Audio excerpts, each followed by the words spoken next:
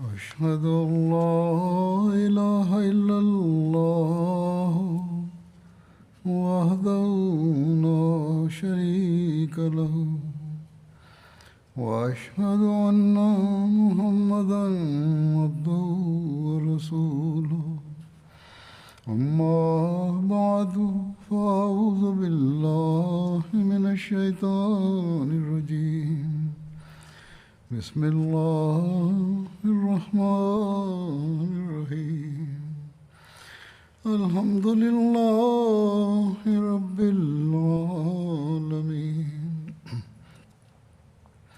الرحمن الرحيم مالك يوم الدين إياك نعبد وإياك نستعين اهدنا الصراط المستقيم صراط الذين أنعمت عليهم غير المغضوب عليهم ولا الضالين.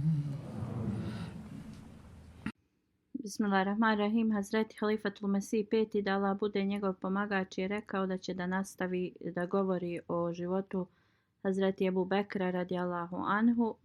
I danas ću da spomenem u vezi Hazreti Ebu Bekrovog polaska prema Siriji. Kada se Ebu Bekr radijallahu anhu priveo kraju ili završio sa svim tim pobunama otpadnika, okrenuo je svoju pažnju prema Bizanticima koji su često napadali na granicama. Nije rekao u vezi ovoga nikome da je to njegov plan. Tad Sirija je bila dio Bizantijaca i njihov kralj je imao titulu kao Cezara. Hazreti Ebu Bekr je još razmišljao u vezi ovog njegovog plana. Hazreti Šurahbil bin Hasana je došao kod Ebu Bekra radijallahu anhu, sjeo je pored njega i rekao: o halifo poslanika sallallahu alejhi ve sellem, da li si ti planirao da napadneš Siriju? Ebu Bekr radijallahu anhu je rekao: da, planiram, ali nisam informisao nikoga u vezi ovoga. Da li postoji neki poseban razlog zašto ti mene pitaš u vezi ovoga? Hazreti Šurahbil je rekao: da. Rekao je da sam sanjao u snu da ti koračaš preko jedne vrlo teškog kao predjela sa svojim ashabima i onda si, kaže, došao na neku visinu i okrenuo si se i tu su bili tvoji neki ashabi uz tebe i onda si sišao s te visine i ušao si u jedno zelenilo prelijepo mjesto, imalo je dosta raznih prelijepih predjela i tvrđava i tad si rekao: napadnite idolopoklonike, ja vam garantujem pobjedu i dosta kao ratnog plijena. I onda su muslimani napali i rekao je: ja sam bio prisutan, nosio sam zastavu. Došao sam u neki grad i narod iz tog grada su tražili moju zaštitu i ja sam im je pružio i onda sam se vratio tebi, ti si prilazio jednoj velikoj tvrđavi i imao si kao pobjedu. Ti ljudi su željeli da se kao pomire s tobom i tu je bilo napravljeno kao jedno mjesto za tebe i ti si sjeo. I onda ti je neko rekao da ti je Allah podario pobjedu i da ti je pomogao i da trebaš da tražiš pružaš kao iskazuješ zahvalu Allahu i da nastaviš da se moliš. I onda je ta osoba proučio sljedeće ajete. Iza džaje nasrullahi vel fetih verejte nase jedhulune fi dinillahi efvađa fesebi bihamdi rabbike vestakfir innehu kane tawaba. Prijevod u ime Allah milostivog samilosnog, kad dođe Allahova pomoć i pobjeda, vidjet ćeš ljude da u Allahovu vjeru u skupinama ulaze, veličaj sa zahvalom gospodara svoga i traži oprost od njega, sigurno on mnogo prima pokajanja. I on je tad rekao, poslije ovoga sam se probudio. Kad je Ebu Bekr radijallahu anhu čuo ovaj njegov san, rekao je neka ti Allah podari, neka ti očima Allah podari znači ugođaj i ti si sanjao vrlo dobar san i ako Bog da tako će i da bude. I tada je Ebu Bekr radijallahu anhu rekao, u ovom snu si mi dao kroz ovaj san, znači dao si mi radosne vijesti pobjede, ali također si me informisao da moja smrt se približava. I kada je Ebu Bekr radijallahu anhu govorio ovo, oči su mu se napunile pune suza i rekao je, što se tiče prelaska toga teškog znači predjela, mi ćemo znači proći kroz poteškoće protiv te armije, znači, ali onda će nam Allah podariti pobjedu. I što se tiče toga dolaska znači u to prelijepo mjesto koje je puno zelenila i tvrđava, to jeste da će nam Allah podariti znači prelijepu zemlju. A u tvom snu to što ja savjetujem da muslimani se bore protiv znači nevjernika i da ćemo dobiti veliki ratni plijen, to znači da ja ću ih tako i savjetovati. A to što si ti nosio zastavu i predvodio znači tu armiju, ljudi tražili zaštitu od tebe, ti ćeš biti jedan od znači poglavica koje će ići i postići ovo. I Allah dželešanu će ti podariti pobjedu. A ta tvrđava u koju ću ja da uđem, to je znači mjesto gdje će Allah pobjedu da nam da. I to znači prijestolje koje si vidio u snu, Allah će mi podariti čast i uzdit će moj status i nevjernici će biti osramoćeni. A taj čovjek koji mi je rekao meni da znači radim dobra djela i da slušam i budem poslušan Allahu dželešanuhu i koji je proučio suru Nasr ispred mene, on me je zaista informisao da moja smrt je blizu na ovaj način. Jer ovaj znači ista ova sura je bila objavljena poslaniku sallallahu alejhi ve sellem, ili sanjao je u snu tu suru i tako je rekao da je bio informisan da njegova smrt se približava. I ovako je Hazreti Ebu Bekr radijallahu anhu protumačio ovaj san. U svakom slučaju, kada je Ebu Bekr radijallahu anhu odlučio znači da krene prema Siriji, pozvao je ashabe kao što je bio Omer radijallahu anhu, Osman radijallahu anhu, Ali radijallahu anhu, Abdurrahman bin Auf, Talha, Hazreti Zubeir, Hazreti Sad bin Abi Vakaz, Ubejda bin Đera i mnoge druge poznate znači ashabe koji su učestvovali u bitci na Bedru i bili su između muhadžira i ensarija, i mnoge druge je pozvao. I kad se svi okupili, Hazreti Ebu Bekr radijallahu anhu je rekao da blagoslovi Allaha dželešanuhu su znači preveliki i ne mogu i sve navesti, znači veličajte Allaha dželešanuhu mnogo, jer on je zaista podario velike blagoslove na nas. Stavio nas je iza jedne kelime islamske i podario nam je mir i dao nam je uputu kroz islam i otjerao je šejtana od nas. I šejtan sad ne može da utječe ni na bilo koji od vas da vi obožavate bilo koga drugog osim Allaha dželešanuhu.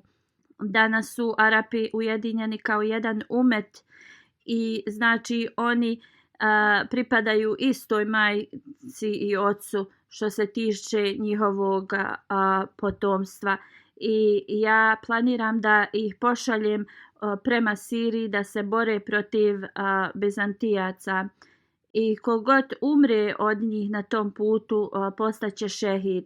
Allah dželešanhu je znači pripremio prelijepe nagrade onima koji rade dobra djela. A oni koji ostanu živi i prežive ovaj put, znači oni će biti oni koji su preživjeli, a borili se i trudili na Allahovom putu i Allah će im dati velike blagoslove. Ovo je moje mišljenje i vi svi znači trebate sada predstavite meni koja su vaša mišljenja u vezi ovoga mog plana. Hazreti Omer radijallahu anhu je ustao i rekao: sva hvala pripada Allahu dželešanuhu koji daje svoje blagoslove kome on želi. Zaista ti si uvijek nas prestigao u svim dobrim djelima.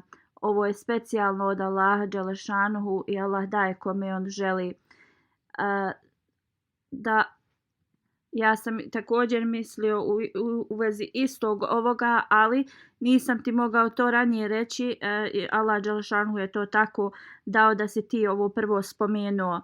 Ali zaista tvoje znači mišljenje je tačno i Allah ti je dao znači veliku mudrost i razmišljanje u vezi ovoga.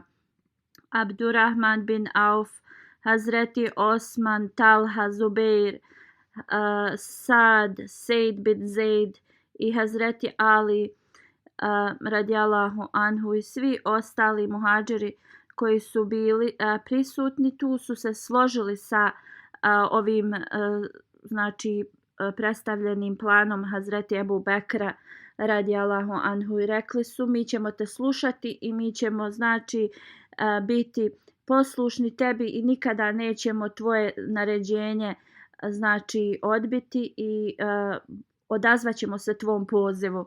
Hazreti Ebu Bekr radijallahu anhu je ustao i obratio se ljudima i veličao Allaha dželešanuhu i onda je također proučio salavate na poslanika sallallahu alejhi ve sellem i rekao je: o ljudi, Allah dželešanuhu je zaista vas blagoslovio kroz islam i dao vam je čast kroz vaš džihad i dao vam je znači superiornost od drugih religija preko islama. Onda Allahove sluge, pripremite se da se borite protiv Bizantijaca u Siriji. Ja ću sada da postavim znači vođe koji će biti komandanti vaših armija. Bojte se Allaha i nemojte da budete neposlušni svojim komandantima. I zaista ovo radite samo da bi postigli Allahovo zadovoljstvo. I nastavite znači da popravljate svoje karaktere. I pijte i jedite na najbolji način. I Allah dželešanuhu uvijek pomaže onima koji su pobožni. Hazreti Ebu Bekr radijallahu anhu je onda rekao Hazreti Bilalu radijallahu anhu da objavi ljudima da idu naprijed prema Siriji, prema Bizantijcima. I komandant te armije će biti Hazreti Halid bin Sejd.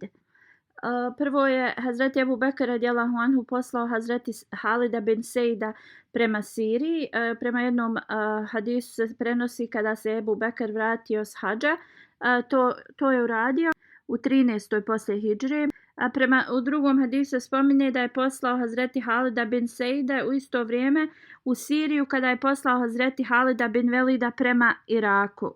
I možemo reći da je Hazreti Halid bin Sejd prvi nosio pobjedničku zastavu u Siriji, Također, prije kad smo spominjali da je Ebu Bekr radijallahu anhu poslao 11 armija protiv otpadnika da se bore, u isto vrijeme poslao Hazreti Halida bin Seida prema tem mjestu, da se znači bori na granici Sirije i rekao je nemoj da se pomjeraš s te granice, ti koji su blizu pozovi i u islam. Jedino oni koji nisu bili postali otpadnici vjere mogu da ti se pridruže u vojsci. Jedno se bori protiv onih koji se bore protiv tebe. Nemoj da se pomjeraš otale dok ne dobiješ upute od mene. Hazreti Ebu Bekr radijallahu anhu osim ljudi iz Medine je počeo da priprema i poziva ljude iz okoline. Napisao je pismo ljudima u Jemenu od halife poslanika Muhameda sallallahu alejhi ve sellem svim ljudima u Jemenu. Neka je mir na sve one koji čuju ovo pismo.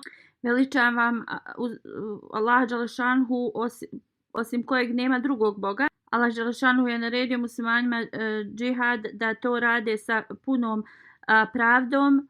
Allah dželešanhu je naredio da idete naprijed i da se borite sa svojim imovinom i životima na Allahovom putu.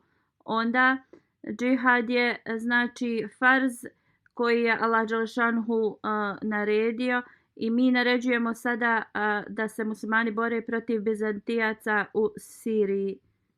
I o sluge Allahove, pripremite se za ovaj džihad i postićete ili da budete šehidi ili da dobijete pobjedu i dobijete ratni plijen. I Allah nije zadovoljan samo s riječima njegovih sluga ako oni to ne ispune u djelima. Da Allah dželešanu zaštiti vašu religiju, uputi vaša srca i očisti vaša djela i znači podari vam sabor. Enes bin Malik radijallahu anhu je odnio ovo pismo u Jemen. Zatim Enes kaže da je išao od mjesta do mjesta u Jemenu i čitao ovo pismo i kada bi završio rekao bi sva hvala pripada Allahu dželešanhu, jedinom gospodaru i da je Muhammed sallallahu alejhi ve sellem njegov poslanik. Ja sam izaslanik halife poslanika sallallahu alejhi ve sellem. Slušajte dobro, ja sam otišao iz Medine kada su muslimani spremili armiju i jedino oni čekaju vas da im se pridružite da krenu prema neprijateljima. I onda, o muslimani, požurite prema svojoj braći. Neka Allah da svoju milost na vas. Hazreti Anas je posle se vratio u Medinu i onda je dao radosne vijesti Ebu Bekru radijallahu anhu da mnogi ljudi dolaze i da ljudi iz Jemena koji jašu na konjima dolaze sa svojim porodicama, sa svojim imovinom prema tebi. Hazreti Halid bin Seid tad je već stigao u Tejmu i tu je boravio. Mnogi ljudi su mu se pridružili iz tog mjesta. Bizantici su dobili znači vijesti da velika muslimanska armija dolazi prema njima i oni su počeli da znači skupljaju armiju. I Hazret Halid bin Seid je informisao Ebu Bekra o njihovim pripremama također. Ebu Bekr radijallahu anhu mu je odgovorio i rekao kreni naprijed, traži Allahovu pomoć i nemoj da se brineš. I Hazret Halid je krenuo prema Bizanticima i oni su se razbježali. I on je znači kontrolisao to mjesto i također mnoštvo ljudi se pridružilo islamu iz tog mjesta. Hazret Halid radijallahu anhu se informisao Ebu Bekra u vezi ovoga. Ebu Bekr radijallahu anhu je tad naredio da on treba da krene naprijed, ali ne toliko da ne bi ušao duboko u prostor gdje nevjernici mogu da ga napadnu s leđa. Hazreti Halid je tu stavio svoj kamp, neki bizantijski kao sveštenik je došao, Bahan se zvao, napao ih je. Hazreti Halid ga je radijallahu anhu pobjedio, Bahan je pobjegao u Damaskus. Hazreti Halid bin Seid je tad informisao Ebu Bekra u vezi ovoga i tražio je znači još armije. U to vrijeme ljudi iz Jemena su pristigli, također iz Mekke i mjesta između Mekke i Medine. Među njima je bio Hazreti Zulkila I kad je završio znači s pobjedom protiv odmetnika, Hazreti Ikrima također se vratio Ebu Bekru radijallahu anhu sa mnogo ljudi iz raznih mjesta. Tada je Hazreti Ebu Bekr poslao pismo svim onima koji su prikupljali sadaku, ako žele da zamijene svoje mjesto, da mu to jave. I svi su oni željeli da ih on promijeni i da se vrate u Medinu. I onda nova armija se reformisala tu i zvala se Džešul Bidal. I znači pomoćna armija je došla Hazreti Halidu bin Seidu, ali Ebu Bekr radijallahu anhu je nastavio da poziva još ljudi za pomoć prema Siriji. Također je naredio Velidu bin Ukbi da ide prema Siriji gdje se nalazio Halid bin Seid. Kad je došao, rekao je Hazreti Halidu bin Seidu da mnogi ljudi iz Medine žele da dođu pri pomoć svojoj braći i da Hazreti Ebu Bekr priprema znači armiju. Hazreti Halid bin Seid je bio toliko sretan ovim vijestima i mislio je da će on biti taj koji će biti pobjednik Bizantijaca u Siriji i onda sa Hazreti Velidom bin Ukbom je krenuo i da napadne na veliku bizantijsku armiju koja je bila pod upravom Bahana. U ovom slučaju zbog velike tog uzbuđenja on je Hazreti Halid bin Seid je zaboravio znači uputu Ebu Bekra radijallahu anhu da ne ide duboko u njihovu teritoriju, da ga oni ne napadnu s leđa. I znači napao je Bizantice, Bahan i njegova znači armija koji su bili u Damaskusu, je napravio plan da okruži muslimane i da ih napadne sa zada. Hazreti Halid je znači krenuo na Bizantice, Hazreti Ukba je bio s njim, Hazreti Ikrima i još jedan komandant i oni su krenuli na Bizantice. Bahanova vojska je okupirala Hazreti Halida bin Seida i znači blokirali su njihov izlaz iz tog mjesta. Hazreti Halid nije znao u vezi ovoga da se dešava. Bahan je krenuo prema njima i Bahan je naišao na Halidovog sina Seida i poubijao je njega i on je ubio je njega i sve ostale koji su bili s njim. Kad je Hazreti Halid bin Seid saznao da je njegov sin ubijen i svi oni koji su bili s njim, onda je on sa svojim bataljonom se povukao. I znači umjesto da nastavi da se bori, on je znači pobjegao otale. Mnogi su ovo vidjeli i uradili isto. Došao je u Zur Marvu. Hazreti Ikrima se nije pomjerio iz svog znači mjesta. On je nastavio znači da se bori uz muslimane. Zulmarva je mjesto između Mekke i Medine. 96 milja je udaljena od Medine. Hazreti Ikrima je znači tad zaustavio Bahana i njegovu vojsku koja je išla za Hazreti Halidom. Kada su vijesti stigle do Ebu Bekra šta se desilo, bio je vrlo nezadovoljan u vezi Hazreti Halida bin Seida i nije mu dozvolio da uđe u Medinu. Poslije kada je dobio dozvolu da uđe u Medinu, on se došao i izvinio se Ebu Bekru radijallahu anhu i tražio je oprost. Iako se ovo desilo sa Hazreti Halidom bin Seidom, Hazreti Ebu Bekr znači cilj se nije promijenio. Kad je dobio vijesti da je Hazreti Ikrima i Zulkima odbranili znači od Bizantijaca to mjesto i da su ih otjerali znači prema granici Sirije, Hazreti Ebu Bekr je pripremio znači pomoć za njih i odmah poslao. I onda je poslao 4 velike armije koje su poslate u 4 regiona u Siriji. Detalji od toga su ovakva. Jezid Ebu Sufjan je bio jedan komandant armije. On je bio brat od Hazreti Muavije i bio jedan od najistaknutijih ljudi iz Ebu Sufjanove porodice. On je znači bio u prvoj armiji koja je poslata od te 4 armije prema Siriji kao pomoć. I znači Ebu Bekr ga je postavio kao komandanta armije i njegov znači zadatak je bio da osvoji Damaskus i da pomogne tim 3 preostalim armijama. 3000 na početku je ova njegova armija imala ljudi, vojnika. Poslije toga Ebu Bekr je non stop im slao pomoć i dostigao je do 7000.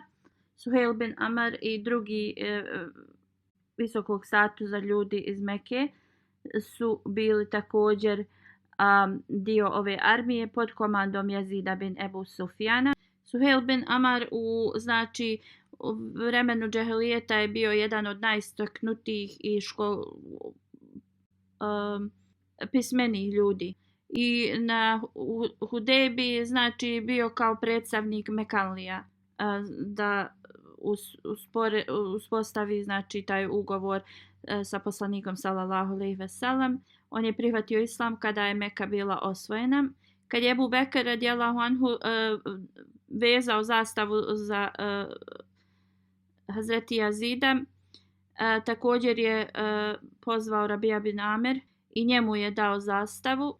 Idi naprijed sa Jazidom Ebu Sufjanom i nemoj da budeš neposlušan njemu, niti da mu se protiviš. Onda se obratio Hazreti Jazidu bin Ebu Sufjanu. Ako želiš da daš bataljon Rabija bin Amiru, onda to možeš da uradiš, jer on je ubrojan u najbolje konjanicima Arabije i jedan od najpobožnijih ljudi tvog naroda. I ja mu vjerujem da je on pobožni sluga Allahov. Hazreti Jezid je rekao, tvoja pozitivna znači komentar i tvoja vjera u vezi njega je povećala ljubav moju prema njemu. Ebu Bekr radijallahu anhu je išao znači pored njih i tada je Hazreti Jezid rekao, o halifo poslanika sallallahu alejhi ve sellem, ili mi dozvoli da hodam i ja pješke pored tebe ili se popni kao da i on na konju. Jer ja kao ne mogu dozvoliti da halifa hoda pored mene dok sam ja na konju. Ebu Bekr radijallahu anhu je rekao, niti ćeš ti sići sa svog konja, niti ću se ja popeti. Ja ću da koračam, jer ovo su samo koraci i zahvalnosti Allahu dželešanuhu.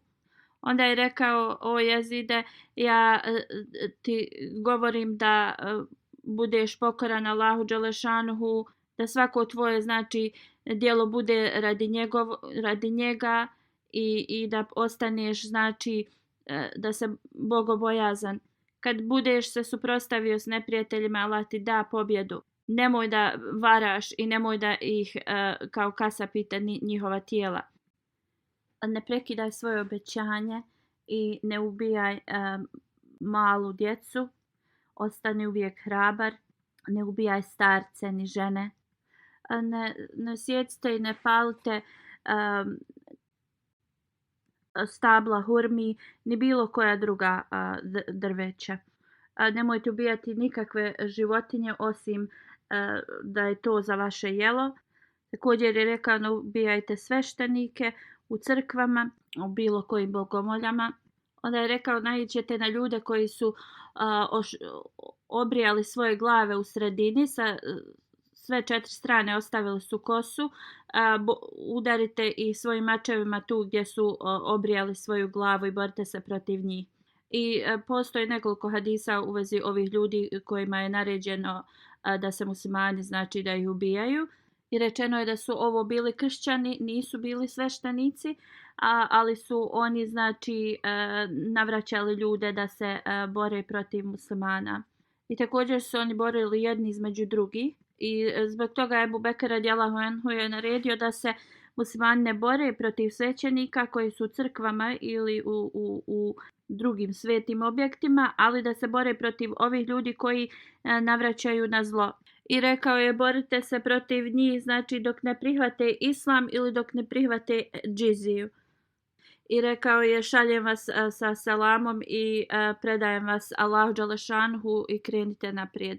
Na drugom mjestu Ebu Bekr je rekao Hazreti Jezidu da sam te postavio kao guvernera i ovo je tvoj test da vidim kako ćeš, a koliko Bog da sve prođe kako treba, postavit ću te opet, ali ako budeš kao nemaran, onda ću da te znači skinem s te pozicije. I znači budi bogobojazan, Allah zna sve šta je iznutra tebe, kao što možemo da vidimo znači tvoj fizički izgled.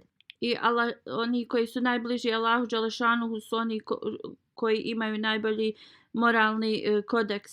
I postavio sam te umjesto Halida bin Seida, znači nemoj da imaš nikakvu mržnju u sebi.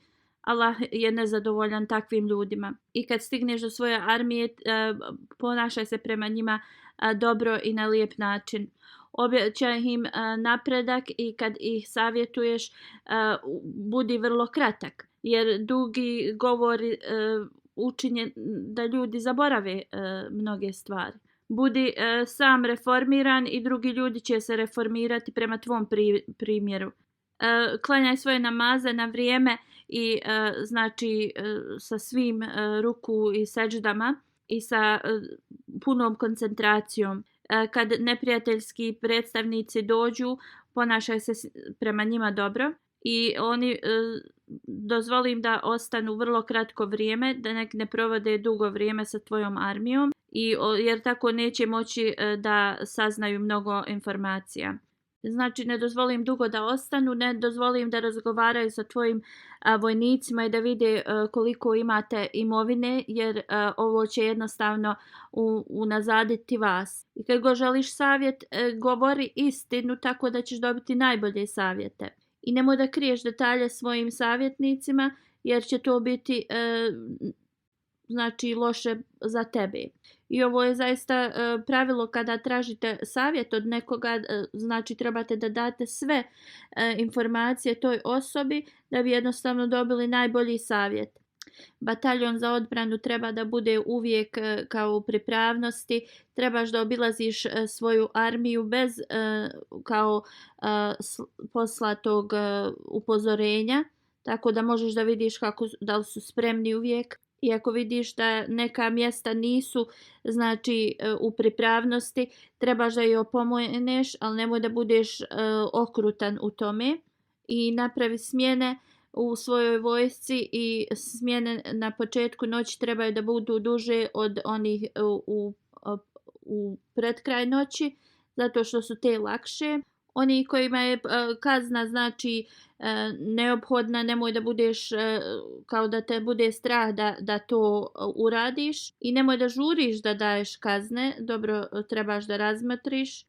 Budi oprezan prema svojoj armiji, nemoj da ih špioniraš, onda će oni da budu protiv tebe i nemoj da znači neke stvari koje ne trebaš da drugima govoriš u vezi svoje armije, nemoj to da govoriš. Nemoj da sjediš sa društvom koje nije dobro, radije sjedi sa onim ljudima koji su lojalni i iskreni. Budi vrlo hrabar i čvrst kada se suprotstaviš sa neprijateljima.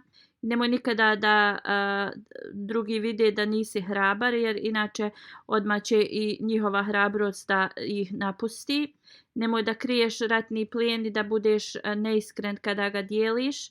Oni koji su dali svoje živote da služe crkvi i slično, ostavi ih na miru. I ovo je znači bio kompletan plan i znači naređenje Ebu Bekra radijallahu anhu i savjete. I ovo je zaista savjeti koji svaki vođa ili sekretar u džamatu može da prisvoji sebi. Ebu Bekr je uzeo Hazreti Jazidovu ruku i rekao: ti si prvi vođa kojeg sam ja stavio za istaknute ljude, oni imaju veliki status i ponašaj se prema njima dobro, budi nježan prema njima i traži savjet od njih u svim važnim stvarima. Ponašaj se dobro prema njima i neka Allah i njima podari da se ponašaju prema tebi dobro. I neka Allah dželešanu podari meni pomoć da ja ispunim svoje znači dužnosti halife. Onda je Hazreti Jazid otišao sa svojom armijom prema Siriji. Svaki dan poslije sabaha i ikindije Ebu Bekr radijallahu anhu se molio: Allahu naš, ti si nas stvorio od ničega i onda od tvoje milosti si nam poslao tvog poslanika i dao nam uput kad smo mi bili na neispravnom putu. Dao si ljubav prema vjeri u naša srca kada smo mi bili nevjernici i nas je bilo malo, a ti si nas znači umnogostručio. Mi smo bili neujedinjeni, ali si nas sastavio, ujedinio nas. Mi smo bili slabi, ali si nam ti dao znači moć. Ti si nam dao džihad da se borimo protiv idolopoklonika, dok oni ne kažu da samo je Allah onaj koji je znači vrijedan obožavanju. I dao si nam zekat i džiziju. Oni znači ili će da prihvate islam ili da plaćaju džiziju. Allahu, mi tražimo tvoju milost kroz ovaj džihad protiv nevjernika koji obožavaju idole umjesto da obožavaju tebe. Allahu, niko nema vrijedan obožavanju osim tebe. Allahu, ti pomozi svojim muslimanskim slugama protiv nevjernika i podari nam pobjedu. Daj nam znači hrabrost onima koji nema i pomozi im da budu istrajni. Uništi nevjernike, gospodaru naš. Postani naš prijatelj i pomozi nam. I pomozi nam da mi budemo oni koji su zadovoljni tebi i koji znači uživaju u tvojim blagoslovima.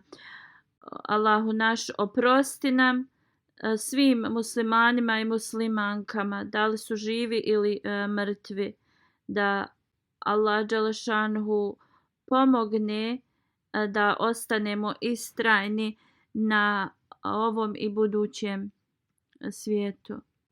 Šurhabil bin Hasana je bio komandant druge armije. Abdullah bin Muta je bio njegov otac, a majka se zvala Hasana. Abu Abdullah je bio njegov nadimak. Hazreti Šurhabil, njegov otac je preminuo dok je on bio još mladi dječak. I tako je bio poznat Šurhabil bin Hasana prema majci svojoj. Šurabil radijallahu anhu je bio među ranim muslimanima i on je bio vrlo poznati komandant armije u znači periodu Hulefaj Rašida. Preminuo je u 18. poslije hidžre u 67. godini. Hazreti Ebu Bekr ga je poslao 3 dana poslije Jezida bin Ebu Sufjana. Treći dan Ebu Bekr je rekao: o Šurabil, da li si ti čuo savjet koji sam ja dao Jezidu? On je rekao: da, zaista jesam. Znači, rekao je: ispuni sve te savjete koje sam dao Jezidu i još ću te napomenuti neki koje sam zaboravio da kažem njemu. Klanjaj svoje namaze na vrijeme i budi uvijek istrajan dok ne dobiješ pobjedu ili dok ne postaneš šehid. Također, posjećuj bolesne, klanjaj dženaze i često spominje Allaha u svakoj situaciji. Ebu Sufjan je rekao: Jezid već ispunjava sve ove i prije nego što je otišao u Siriju. I sada će da ovo radi još više nego što je prije radio, inšallah. Hazreti Šurabil je rekao: ja tražim Allahovu pomoć i šta god Allah želi će se desiti. I onda je otišao od Ebu Bekra prema Siriji sa svojom armijom. Njegova armija je bila 3 do 4 hiljade vojnika i bilo mu je naređeno da ide u Tabuk i Balku i onda da nastavi prema Busri. I to je bio njegov kao zadnja destinacija. Busra je vrlo stari grad Sirije. On je išao prema Balki, nije naišao ni na kakve neke sad važne borbe. Sa lijeve strane mu je bila armija Hazreti Udbe, a sa desne Amar bin Alas. Došli su u Balku i onda su krenuli prema Busri i okružili su grad. Oni tu nisu pobjedili zato što je to bila kao vrlo naoružana vojska Bizantijaca. Abu Ubejda bin Al-Đara je bio komandant 3. armije. On se zvao Amir bin Abdullah. Otac mu se zvao Abdullah bin Đara. Hazreti Abu Ubejda je bio poznat prema svojoj tituli. Njegov djed se zvao Đara. Hazreti Abu Ubejda je bio među 10 ashaba kojima je poslanik sallallahu alejhi ve sellem dao radosne vijesti dženneta i on je znači bio od tih 10 ashaba. Preminuo je u 18. hidžretskoj u 58. godini života. On je bio poslat u Hims, to je jedan stari sirijski grad blizu Damaskasa. Njegova armija je imala 7000. Prema drugom hadisu se kaže od 3 do 4000 vojnika je bilo u njegovoj armiji. I blizu Balka je bio grad u kojem su samo bili šatori, ljudi su živjeli po šatorima i tu se borio protiv njih, ali posle su znači potpisali ugovor mira i to je bio prvi ugovor mira u Siriji. Kejs bin Hubeira je također bio poslat sa Ebu Ubejdom. Ebu Bekr ga je poslao. I Ebu Bekr mu je rekao da uz tebe ide jedan od najboljih jahača Arabije i što se tiče džihada nema niko bolju znači predanost od njega i muslimani ne bi trebali da ne uzmu njegov znači savjet u vezi rata ili ratne strategije. Drži ga blizu sebe i ponašaj se prema njemu sa najljepšim znači ponašanjem. I pobrini se da on ne osjeti da ti mu ne daješ dovoljno kao poštovanja. Jer ovo će ti dati njegovu potpunu pomoć i on će biti zadovoljan. I on će jednostavno ti pomoći u pobjedi neprijatelja. Kad je Ebu Ubejda otišao, Hazreti Abu Bekr je zovnuo Kejsa bin Hubeiru i rekao mu je šaljem te sa Ebu Ubejdom. Ako neko kao uradi nešto loše Ebu Ubejdi, on uvijek ne vraća lošim i ako se prekine veza s njim, on uvijek pokuša da uspostavi ponovo vezu. On je vrlo milostiv prema vjernicima, a vrlo je oštar prema nevjernicima. Budi mu poslušan i on će ti naređivati jedino ono što je najbolje. Ja sam mu naredio da sluša i šta ti imaš da kažeš, zato daj mu savjet i boj se Allaha. Čuli smo u vrijeme džahilijeta da si bio najiskusniji borac i kao jahač konja, a sada kada si znači prihvatio islam, koristi svoju snagu i svoju hrabrost da pobjedite nevjernike koji znači pripisuju druga Allahu dželešanuhu. Allah dželešanuhu će ti dati veliku nagradu tebi muslimanima i pobjedu i čast. Kejs bin Hubeira je rekao: ako si ti živ i ja sam živ, i dok sam ja živ, čućeš vijesti o meni gdje ja zaštitim muslimane i te vijesti će te učiniti sretnim. Ebu Bekr radijallahu anhu je rekao: jedino neko kao što se ti to može da uradi. I Ebu Bekr je dobio vijesti na način kako se on u džabi borio protiv dvojice komandanata i kako ih je ubio. Ebu Bekr radijallahu anhu je rekao: zaista Kejs je ispunio svoje obećanje. A još ostaje detalja u vezi ovoga koje ću spomenuti u budućnosti. A sada želim da spomenem osobu koja je šehid, Nasir Ahmed sahib. On je bio sin od Abdul Gani sahib, živio je u Rabi. 12. augusta, znači oponenat džamata ga je izbao i ubio ga je. Inna lillahi ve inna ilaihi rađiun. Prema reportu bio je na autobuskoj stanici sa prijateljem koji je prodavao novine. Religijski fanatik Hafiz ga je upitao da li je on Ahmedi i taj fanatik mu je tražio znači da se odrekne svoje vjere. Kad je odbio, znači odbivši ovo, počeo ga je, izvadio je nož iz torbe i počeo da ga bode i tako je u roku od nekoliko sekundi znači ubio ga. I znači nije se mogao oporaviti od ovoga, postao je šehid, imao je 62 godine. A poslije ovog incidenta ovaj fanatik je rekao da uopšte se ne kaje i da dobije priliku opet bi to uradio. Ovo se znači desilo u roku 1 minute i poslije toga u roku 2-3 minute odbučen je u bolnicu, ali tako je Allahovom voljom jednostavno on je preminuo i on je znači dobio status šehida. Firoz Sahib je bio njegov djed i preko njega je došao Ahmedijat u njihovu porodicu. 1935. godine u vrijeme drugog halife je primio bejat njegov djed. On znači je radio zemljoradnju, nije bio baš visoko obrazovan. Neko vrijeme je otišao i u Maleziju da radi i onda se vratio u Pakistan. 10 godina ima kako je doselio u Rabu. On ovih dana nije radio, znači imao je problema sa srcem i on je mnogo služio u džamatu. Imao je mnogo kvaliteta, uvijek je pomagao ljudima u svom mjestu, posebno siromašnima ili siročadima. Također je vrlo često čistio džamiju. On je bio vrlo predan radnik, iskrena osoba.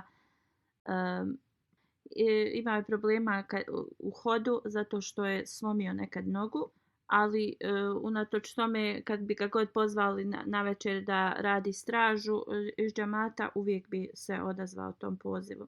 Redovno je slušao hudbe Halifatul Mesiha, klanjao redovno, imao je veliku ljubav prema hilafetu i on bi također svaki dan slušao učenje Kur'ana na telefonu sat vremena. Išao bi skoro svaki dan u Bahišti Mekbara mezarije i njegov predsjednik džamata kaže kad bi god bio pozvat da nešto pomogne u džamatu, uvijek bi se odazvao pozivu i nikada znači nije se desilo da je odbio.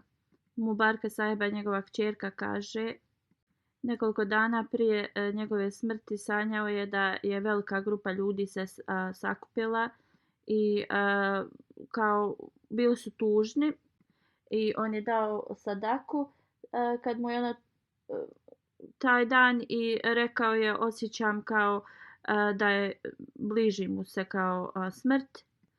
Iza sebe ostavlja suprugu Pervin Ahter Sahiba i 3 kćerke. Allah Đelešanuhu znači svima njima podari sabur. Njegov brat Tanvir Ahter Sahib kaže iako moj brat nije imao, znači nije bio obrazovan i mnogo znanja o džematu, on je bio vrlo ponosan i od malih nogu znači veliku ljubav prema hilafetu. On je bio vrlo jednostavna osoba i bio je uvijek sretan kad bi vidio druge da su sretni. I kaže kad bi dolazio kad bi bio Bajram, donio bi mnogo lijepih stvari i jedino na Bajram bi oblačio novu odjeću. I on kaže zato što sam ja dao svoj život u službi džamata, on bi tu novu odjeću meni dao, a uzimao bi moju staru odjeću. A njegov bratić kaže uvijek bi nosio svoj telefon uza se, a i to uz razlog ako bilo koji iz džamata ga nešto treba da je uvijek dostupan. I ako bi dobio poziv usred noći, on bi odmah se spremio i bio spreman da znači da službu džamatu. I ako mu kažu na kraj rabe nešto da treba da uradi, on bi to uradio. Uvijek je bio spreman da donira krv i na ovakav način je znači sačuvao mnoge živote. Nikada se nije nešto previše brinuo u vezi svojih srčanih problema, osjećao se da je njegova dužnost da drugima znači pomaže. Allah dželešanuhu znači uzdigne njegov status i da mu veliki prelijepo mjesto u džennetu. Da Allah bude zaštitnik njegove porodice i da im pomogne da i oni rade dobra njegova djela. Ja ću klanjati njegovo znači dženazu u odsustvu poslije džume, inša Allah.